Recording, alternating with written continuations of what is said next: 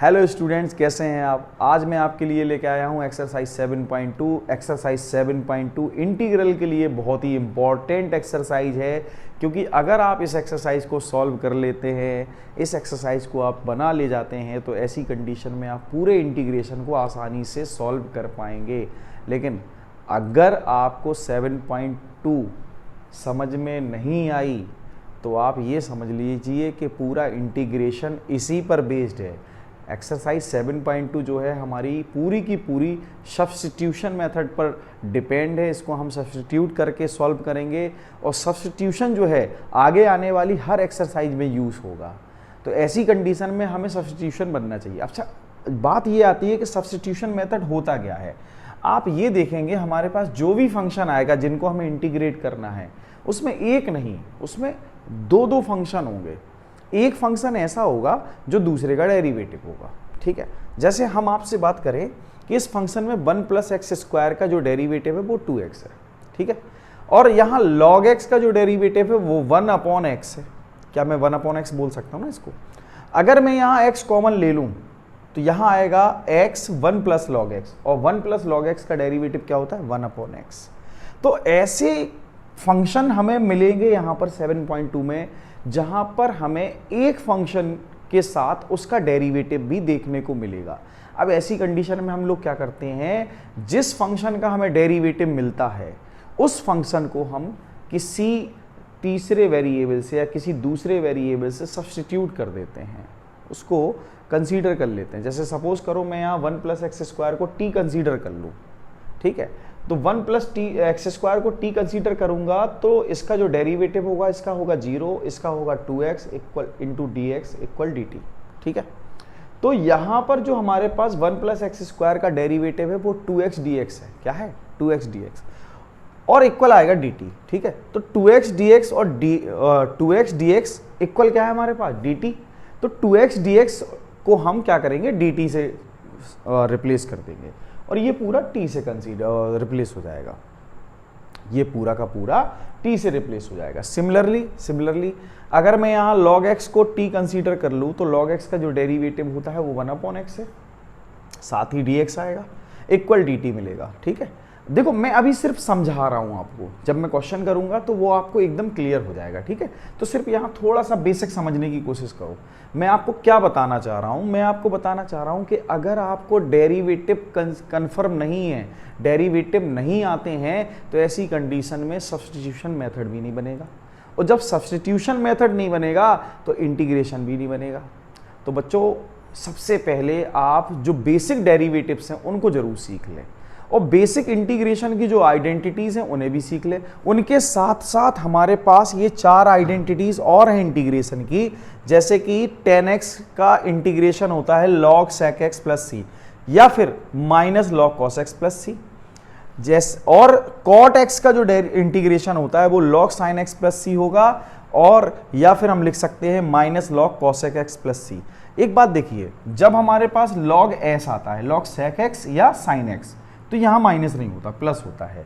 लेकिन जब log cos x या cosec x होता है तो यहाँ पर क्या आ रहा है माइनस, मतलब जब भी log के साथ c आएगा तो आप क्या करेंगे, वहाँ माइनस का साइन लेंगे। ठीक है, sec या साइन आएगा तो वहाँ क्या करेंगे, पॉजिटिव साइन लेंगे। ठीक है, ये सबसे पहले याद रखना है। ठीक, इसके बाद sec x का जो इंटीग्रेशन होगा वो होगा log sec x + 10x, साथ ही cosec x का इंटीग्रेशन होगा log sec x - 10x। ये आइडेंटिटीज आपको याद करके रखनी पड़ेंगी, क्योंकि इनका भी बहुत ज़्यादा यूज़ होता है आगे। तो बच्चों क्वेश्चन नंबर 1 को हम स्टार्ट करते हैं। तो बच्चों क्वेश्चन नंबर 1 में हमें क्या करना होगा, सबसे पहले ये जान लेते हैं। देखिए हमें इतना पता है कि 1 + x² का जो डेरिवेटिव है वो 2x है। ठीक है, ये हमें थोड़ा सा अंदाज तो लगाना ही पड़ेगा, इतना तो हमें सोचना ही पड़ेगा किसका कौन डेरिवेटिव है। अगर हमें मालूम चल गया कि 1 + x² का डेरिवेटिव ये है, तो हम क्या करेंगे 1 + x² को t कंसीडर कर लेंगे। इससे क्या होगा, देखो बच्चों, सबसे पहले यहां बात आएगी कि मैं इसको डिफरेंशिएट करूंगा x के रिस्पेक्ट में। ठीक है, तो मैं एक फंक्शन को तो करूंगा नहीं, मैं तो दोनों फंक्शन को डिफरेंशिएट करूंगा। तो यहां पर आएगा 1 का होगा 0, साथ ही x² का होगा 2x। ठीक है बच्चों, और यहां आएगा जैसे y का क्या होता है, dy upon D X, Y का डेरिवेटिव क्या होता है, dy अपॉन डी एक्स, तो यहाँ आ जाएगा आपके पास dt अपॉन डी एक्स। ये जो dx होगा यहाँ मल्टीप्लाई में आएगा, तो 2x dx इक्वल dt। अब इतना सारा मैंने डेरिवेटिव करने के लिए मैंने लगभग 2 से 3 स्टेप ले लिए। अगर मैं इसी को एक ही स्टेप के अंदर सॉल्व करूं तो क्या होगा, देखो ध्यान से करना क्या होगा उस टाइम पे। यहां पर हम क्या करेंगे, 1 plus x square equal T consider करेंगे। 1 का डेरिवेटिव 0, एक्स स्क्वायर का डेरिवेटिव 2x। इस तरफ बच्चों आपको dx लगाना है, जिस साइड हमारा x का फंक्शन होगा वहां पर आपको dx कंपलसरी है कि मल्टीप्लाई में रखना है, और जहां t लिखा हुआ वहां लिख देंगे dt। ठीक है, ये सभी के साथ होगा, मतलब इस फंक्शन में भी होगा, इसमें भी होगा, इसमें भी होगा, सभी फंक्शन में हमें यही करना है कि जो हमारा x के रिस्पेक्ट में फंक्शन है उसको डिफरेंशिएट करने के बाद उसके साथ dx और जो t है उसकी जगह dt लिखना है हमें। ठीक है, इतना सारा प्रोसेस नहीं करना, क्योंकि इतना सारा प्रोसेस करने का मतलब है टाइम को वेस्ट करना। ठीक है, तो हमें टाइम वेस्ट नहीं करना है। तो बच्चों यहाँ जो हो चुका है सो हो चुका है, लेकिन करना हमें यही है। अब क्या होगा, अब देखो ये 2x dx इक्वल क्या है, dt। तो इस पूरे 2x dx को क्या कर लेंगे हम लोग, dt लिख लेंगे। क्या लिख लेंगे, dt। और 1 प्लस एक्स स्क्वायर को क्या कंसीडर किया था, t। क्या कंसीडर किया था, t। तो ये हो गया t। तो क्या अब आप इसको ऑब्जर्व कर पा रहे होंगे, ये dt अपॉन टी लिखा है, इसका मतलब है 1 अपॉन टी। और 1 अपॉन टी हो या 1 अपॉन एक्स हो, दोनों का इंटीग्रेशन क्या होता है, दोनों का इंटीग्रेशन होता है log t प्लस सी।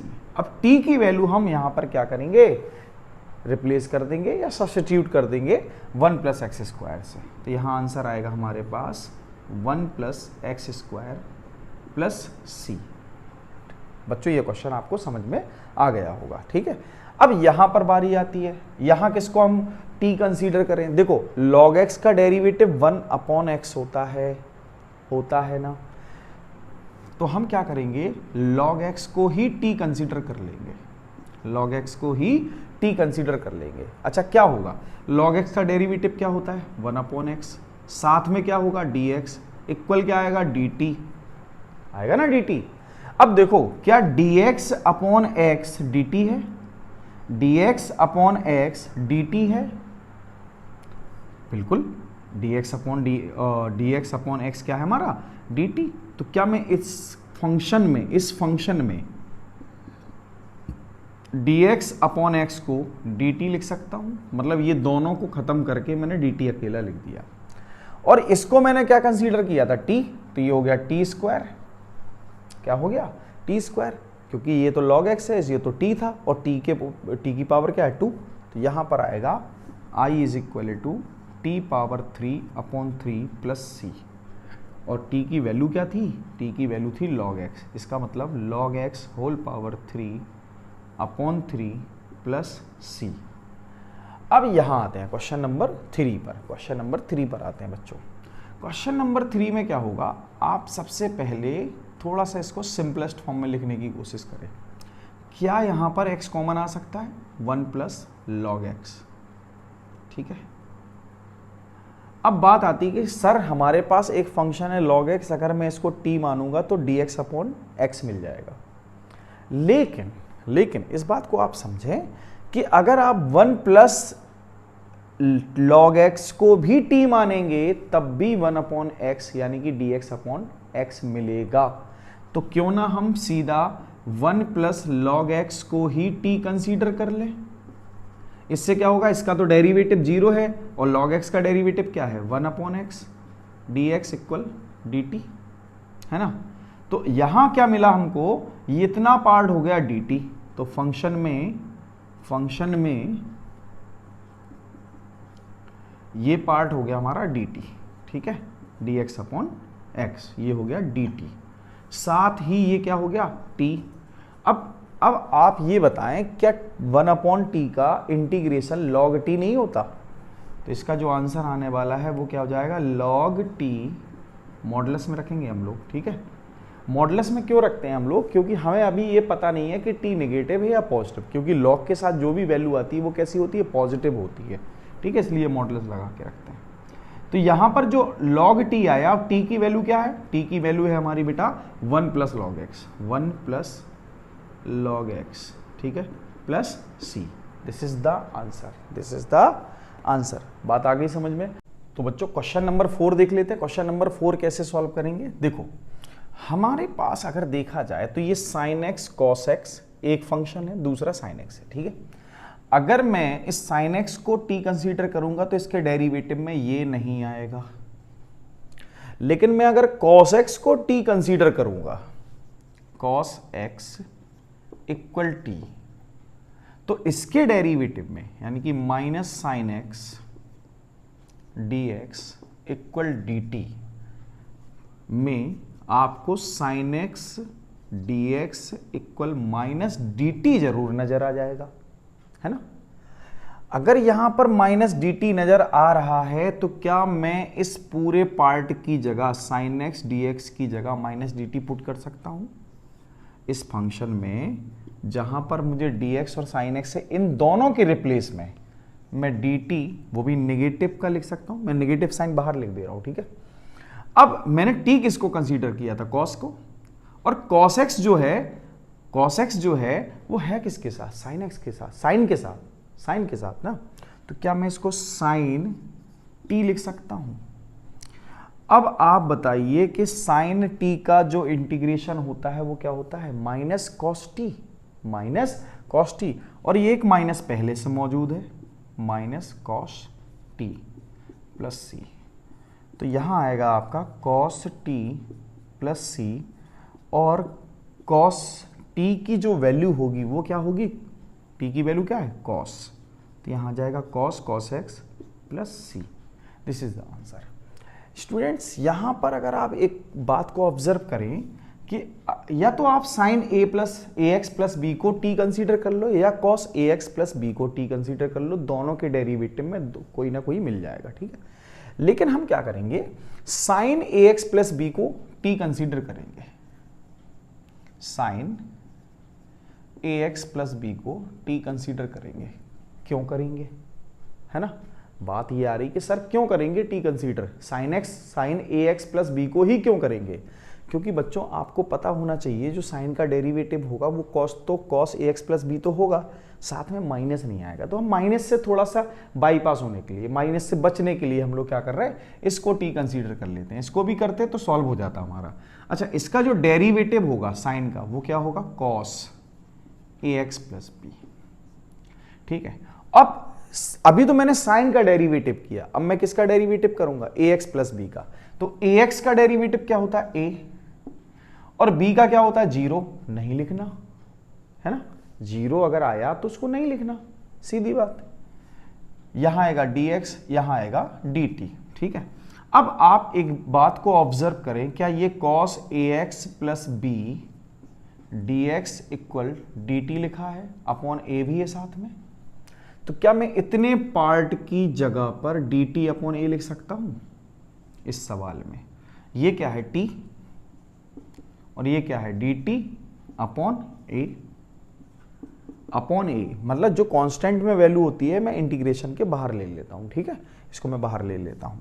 अब ऐसी कंडीशन में इसका जो इंटीग्रेशन होगा वो होगा T square upon 2 plus C, और टी की वैल्यू क्या है बच्चों, टी की वैल्यू क्या है, टी की वैल्यू है sine A x plus B, sine A x plus B plus C. This is the answer. Question number 6, यहां तो मैं इस ax प्लस बी को ही t कंसीडर कर ले रहा हूं, ठीक है, ax प्लस बी को ही t कंसीडर कर ले रहा हूं, और साथ ही एक कॉन्सेप्ट भी बताऊंगा, ठीक है, इसका एक कॉन्सेप्ट भी है। क्या होगा, ध्यान से सुनो, इसका जो डेरिवेटिव होगा वो होगा a, साथ में आएगा dx इक्वल आएगा dt, ठीक है। b कहां गया, b का डेरिवेटिव हो जाएगा 0, क्योंकि b क्या है, एक कांस्टेंट है, ठीक है। तो यहां dx इक्वल क्या आएगा, dt अपॉन a। अब मैं फंक्शन में इसको पुट कर दे रहा हूं, तो dx की जो वैल्यू है, dx की जो वैल्यू है वो है dt अपॉन a, और यहां जो रूट के अंदर फंक्शन था वो हो गया t।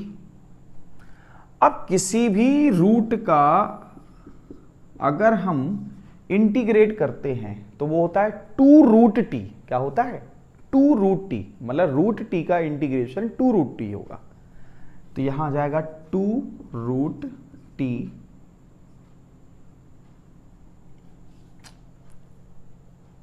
नहीं। अब तो i इक्वल 1/a।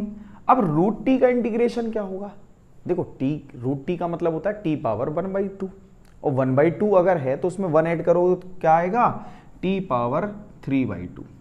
अब अपॉन में तो आप 3/2 ही लिखेंगे प्लस सी, तो यहां आ जाएगा आपके पास 2/3a T power 3/2 plus C. अब बच्चों हम यहां पर 2/3a टी की वैल्यू रिप्लेस कर देंगे, ठीक है। टी की वैल्यू थी क्या? ax प्लस बी, तो यहां लिख दूंगा मैं ax plus B whole power 3/2 plus C. This is the answer. अच्छा बच्चों, मैंने आपको कहा था कि मैं आपको यहां पर एक कॉन्सेप्ट बताऊंगा। वो कॉन्सेप्ट क्या है? जब भी फंक्शन लीनियर हो, जब भी फंक्शन लीनियर हो, कोई भी फंक्शन हो, लीनियर फंक्शन हो बस, तो उसकी जो पावर होती है उसमें आप क्या करेंगे? 1 ऐड करेंगे, ठीक है। जैसे मान के चलो हमारे पास लिखा हो 6x + 5, ठीक है, और यहां रूट लगा है, रूट लगा, इसको हम इंटीग्रेट करना चाहते हैं। तो आप क्या करेंगे? सबसे पहले ये देखो, ये फंक्शन हमारा लीनियर है क्या? अगर ये लीनियर फंक्शन है तो आप इसको ऐसे ट्रीट करें जैसे ये x लिखा हो, ठीक है। तो x अगर रूट x होता तो उसका डेरिवेटिव क्या होता? x पावर 3/2/3/2, है ना। तो क्या मैं इसको ऐसे लिख सकता हूं क्या? 6x + 5 power 3/2/3/2। साथ ही साथ हमें क्या करना होगा? जो x का कोफिशिएंट होगा उससे भी डिवाइड करना है। x का कोफिशिएंट क्या है बच्चों? 6। तो हमें आंसर सीधे भी मिल सकता है। जब भी फंक्शन लीनियर हो, जब भी फंक्शन लीनियर हो तो आप क्या करेंगे? उसकी जो पावर है, उसकी जो पावर है 1/2 हो, 6 हो, 5 हो, 7 हो, जो भी हो, उसमें पावर में क्या करेंगे? 1 ऐड करेंगे और जो रिजल्टेंट पावर आएगी उससे डिवाइड करेंगे। साथ ही साथ एक बात और याद रखेंगे, x का जो कोफिशिएंट है, जैसे यहाँ 6 है, उससे डिवाइड कर देंगे। तो यहाँ भी आप देखें, यहाँ भी देखें, जैसे हमारे पास ax + b फंक्शन है, ठीक है। तो मैंने क्या किया? इसकी जो पावर थी उसमें 1 ऐड किया 3/2, और उसकी रिजल्टेंट पावर से डिवाइड किया 3/2 से, तो हमारे पास 2/3 आ गया। साथ ही साथ x का कोफिशिएंट a से इसको क्या किया? डिवाइड कर दिया, तो हमारा आंसर आ गया। मैं चाहता तो इसको डायरेक्ट भी कर सकता था, कोई सब्स्टिट्यूशन मेथड नहीं लगाने की जरूरत थी। बात आ गई होगी समझ में। क्वेश्चन नंबर नेक्स्ट देख लेते हैं, 7 देख लेते हैं कैसे सॉल्व करेंगे। क्वेश्चन नंबर 7 देखते हैं स्टूडेंट्स, कैसे सॉल्व करेंगे। क्वेश्चन नंबर 7 में देखो, अगर मैं देखो यहाँ बात आ रही है कि x के साथ रूट x + 2 है, तो ऐसी कंडीशन में आपको क्या करना है? जो रूट के अंदर फंक्शन है यानी कि x + 2, इसको t कंसीडर करेंगे, ठीक है। अब बात आ रही सर, आप कहेंगे कि इसका डेरिवेटिव तो x नहीं है। बिल्कुल नहीं है, लेकिन dx तो मिलेगा ना हमें। x का डेरिवेटिव क्या हो जाएगा? 1, और 2 का क्या हो जाएगा? 0। तो मैं 1 dx लिख सकता हूं यहां पर, और ये dt। तो क्या यहां पर x की जो वैल्यू होगी वो यहां से क्या मिलने वाली है? t - 2 = x। तो x की जगह मैं t - 2 लिख सकता हूं। ये क्या है? रूट t, है ना। ये क्या है? t था ना हमारा, तो ये तो रूट t हो गया, और dx कौन हो गया? dt।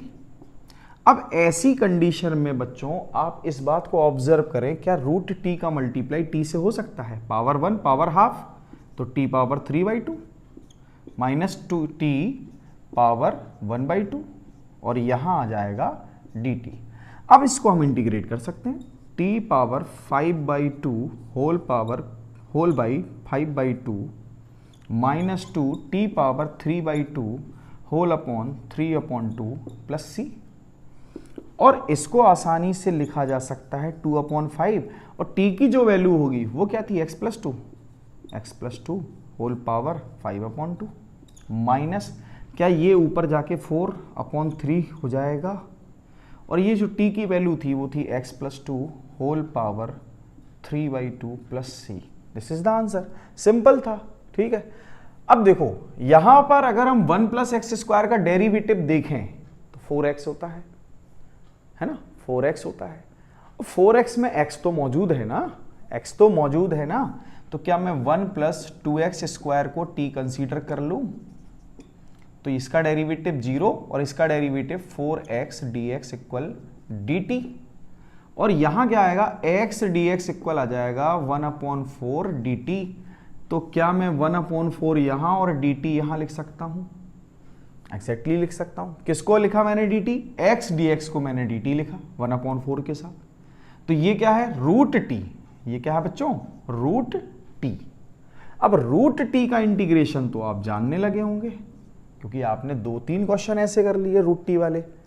अब रूट टी का इंटीग्रेशन क्या होता है? रूट टी का इंटीग्रेशन हो गया t⁻3/2 अपॉन 3/2। अब मैं चाहूं तो यहां 2/3 भी लिख सकता था डायरेक्ट, ठीक है, इतना तो आप समझने लगे होंगे, प्लस c। तो यहां आएगा 1/4 इंटू 2/3 t⁻3/2। अब t है कौन? t तो 1 + 2x² है, तो 1 + 2x² पावर 3/2 प्लस c, और इस 2 से ये 2 कैंसिल आउट। सो हमारे पास आंसर आएगा 1/6 1 + 2x² whole power 3/2 plus c। Next question देख लेते हैं, इसका डेरिवेटिव क्या होगा? देखते ही समझ गए होंगे ना आप तो, इसका डेरिवेटिव 2x + 1 होगा। क्या यहाँ 2x + 1 है? एग्जैक्टली 2 अगर कॉमन लेंगे तो 2x + 1 मिल ही जाएगा, 2x + 1। और यहां क्या है? x² + x + 1 dx। अब मैं x² + x + 1 को अगर t कंसीडर करता हूं तो इसका डेरिवेटिव 2x + 1, x का डेरिवेटिव 1, 1 का 0 dx इक्वल dt आएगा। एग्जैक्टली यही आएगा, है ना। अब क्या होगा? मैं इसकी जगह पर लिखूंगा dt। ये हो गया 2, ये है हमारा dt। 2x + 1 dx क्या है? dt। और ये है रूट t। सॉल्यूशन हो गया, है ना, सॉल्यूशन हो गया। आसान है सवाल, अब सारे के सारे क्वेश्चन इजी हैं। तो क्या रूट टी का इंटीग्रेशन 3/2 t⁻3/2 नहीं होता? यही तो कर रहा हूं मैं अभी तक। 3/2 नहीं, 2/3, सॉरी, 2/3 t⁻3/2 होगा ना, ठीक है। अब ये हो जाएगा 4/3 t⁻3/2 प्लस c। यहां t की वैल्यू पुट कर दीजिए। t की वैल्यू क्या है? t की वैल्यू है x² + x + 1, x² + x + 1 whole power 3/2 plus c। This is the answer. Question number 9 भी क्वेश्चन हमारा सॉल्व हो गया। अब देखते हैं क्वेश्चन 10। क्वेश्चन नंबर 10 करने के पहले, अगर आपको वीडियो पसंद आ रहा है तो वीडियो लाइक नहीं किया अभी तक आपने। अगर वीडियो लाइक कर दिया है तो चैनल को सब्सक्राइब भी कर लें, ताकि आगे आने वाले क्वेश्चंस का जो नोटिफिकेशन है ना, आपको जल्दी मिल जाए। ठीक है बच्चों, तो देखते हैं क्वेश्चन नंबर 10 कैसे सॉल्व करेंगे। देखो यहाँ पर जो फंक्शन है हमारे पास, यहाँ x है और ये रूट x है। इन दोनों में कॉमन वैल्यू क्या है? Root x। क्या है? Root x। क्या ये रूट x² नहीं लिखा? ये रूट x लिखा है। तो मैं इसमें रूट x कॉमन लूंगा तो x के साथ क्या बचा? Root x। और यहाँ क्या है? 1। और ये क्या है? dx। अब मैं अगर रूट x - 1 को t कंसीडर कर लूं, रूट x - 1 को t कंसीडर कर लूं, तो हम सबको पता है रूट x का डेरिवेटिव 1/2 रूट x होता है, और 1 का तो 0, यहाँ dx आएगा, यहाँ dt। तो क्या 1/√x dx is equal to 2 dt नहीं हो गया ये? और अब अगर फंक्शन को हम देखें तो फंक्शन हमारा कुछ ऐसे बन के आ गया, dx/√x को तो मैं लिख सकता हूं dt, और रूट x - 1 को मैं लिख सकता हूं t। और यहां बच्चों जो इसका इंटीग्रेशन होगा वो log t प्लस c होगा। और हम सब जानते हैं log की वैल्यू क्या है, सॉरी t की वैल्यू क्या है? Root x - 1, root x - 1 plus c। Answer आ गया। क्वेश्चन नंबर 11 देख लेते हैं। x + 4 को अगर मैं यहाँ t कंसीडर करूँ, है ना, x + 4 को t कंसीडर करूँ तो क्या होगा? सबसे पहले तो ये देखो, ये 4 इक्वल हो जाएगा आपका, 4 इक्वल क्या हो जाएगा? t - x, है ना, या फिर x इक्वल क्या हो जाएगा? t - 4, जिसकी हमें ज़रूरत है। x का डेरिवेटिव 1 तो dx, t का dt, 4 का 0, है ना। अब क्या होगा, dx की जगह मैं dt लिखूंगा, x की जगह लिखूंगा मैं t-4 और रूट x प्लस 4 की जगह लिखूंगा रूट t, है ना, सही लिखा है। अब अगर ये सही है तो मैं सेपरेट डिवाइड कर सकता हूं, t upon root T -4 upon root T dt, और हम सब जानते हैं t अपॉन रूट टी क्या होता है, रूट टी, ठीक है। और ये क्या लिखा है, 4t पावर -1/2, है ना, ये dt। अब क्या करेंगे, t का इंटीग्रेशन क्या होता है, t का इंटीग्रेशन t²/2, रूट टी का क्या होता है, t पावर 3/2 अपॉन 3/2। तो यहां मैं लिख सकता हूं 2/3 t पावर 3/2 -4। यहां पर रूट टी नहीं है, ये 1/√t है, t पावर -1/2 है, और इसका इंटीग्रेशन जब करेंगे तो पावर 1 ऐड होगी बच्चों, तो यहां आएगा t पावर 1/2 और अपॉन में आएगा 1/2 प्लस c। तो यहां आंसर क्या आने वाला है, आंसर आने वाला है 2/3। t कौन था भाई, t तो हमारा x प्लस 4 था ना, तो x प्लस 4 होल पावर 3/2, और ये जो 2 है इसके साथ मल्टीप्लाई होगा तो माइनस का 8, t क्या है, x plus 4 whole power 1/2 plus c, या हम रूट भी लिख सकते थे, ठीक है। क्वेश्चन नंबर 12 देख लेते हैं, ठीक है। अब क्वेश्चन नंबर 12 में क्या होगा, क्वेश्चन नंबर 12 में हम लोग क्या करेंगे, 1/3 x power 3 into x² dx लिख लेंगे। क्यों लिखा है ऐसे, है ना। आप एक बात ऑब्जर्व करो कि x³ -1 का जो डेरिवेटिव होगा वो 3x² और 1 का 0 साथ dx इक्वल dt आएगा, और ये जो x² dx इक्वल है तो ये 1/3 dt होगा, नहीं होगा। तो यहां जो फॉर्मेशन बनने वाली है तो ये तो आपका हो गया 1/3 dt, ठीक है, 1/3 dt। ये जो x³ है इसकी वैल्यू आएगी t+1, और ये क्या है, t पावर 1/3। ये पूरा क्या था, t, पावर क्या है 1/3, तो क्या मैं यहां पर t पावर 1/3 लिख सकता हूं। और अब इसको हम मल्टीप्लाई पहले कर लेंगे, t पावर 1/3 का मल्टीप्लाई t से होगा, तो 1/3 और प्लस 1 कितना हो जाएगा बच्चों, t power 4/3 plus t power 1/3, और इसको इंटीग्रेट करेंगे t के रिस्पेक्ट में, ठीक है। So i is equal to 1/3, t power 4/3 को जब इंटीग्रेट करेंगे बच्चों तो t पावर आएगा तुम्हारा 7/3 अपॉन 7/3 प्लस t पावर, जब 1 ऐड होगा तो क्या आएगा 4/3 अपॉन 4/3 प्लस c, ठीक है। अब इसके बाद क्या होने वाला है, इसके बाद बच्चों ये देखो, ये जाके 3 क्या होगा इसके साथ मल्टीप्लाई, इसको कैंसिल आउट कर देगा, ठीक है। तो यहाँ आएगा 1/7 t पावर 7/3 प्लस यहाँ आएगा 3/4 t पावर 4/3 प्लस c। अब हम t की वैल्यू को पुट कर देंगे, t की वैल्यू क्या थी, t की वैल्यू थी x³ -1, तो i इज इक्वल टू बच्चों 1/7 x³ -1 होल पावर 7/3 प्लस 3/4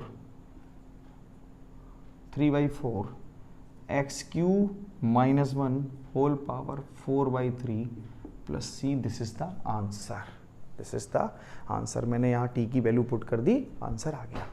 तो बच्चों आज के लिए इतना ही रखते हैं। आज के लेक्चर में हमने क्वेश्चन नंबर 1 से लेके 12 तक के सारे कॉन्सेप्ट्स को क्लियर किया, सारे क्वेश्चंस को क्लियर किया, समझा उनको, एक एक क्वेश्चन को हमने बारीकी से समझा, उनके कॉन्सेप्ट को समझा। जो आने वाले क्वेश्चन है 13 से लेके 36 तक के सारे क्वेश्चन जो होंगे बच्चों हमारे नेक्स्ट वीडियो में आएंगे। और बच्चों अगर आपको ये सारे क्वेश्चंस ठीक से समझ में आए हैं तो वीडियो को लाइक कर दें और मैथोग्राम से जुड़ जाएं, मैथोग्राम को सब्सक्राइब भी कर दें। धन्यवाद।